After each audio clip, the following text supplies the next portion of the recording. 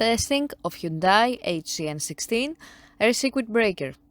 The basic settings will be set by the customer. For testing, we have a 220 volt AC power supply.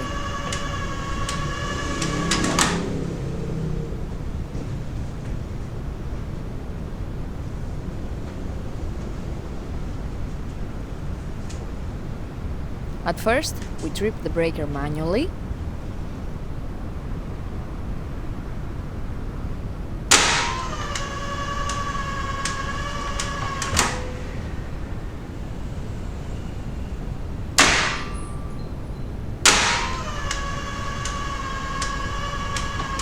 Then we trip the breaker with the help of the UVT.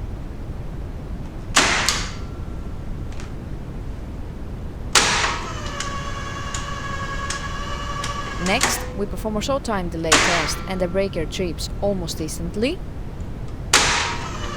And lastly, we perform a long time delay test and the breaker trips after about 15 seconds.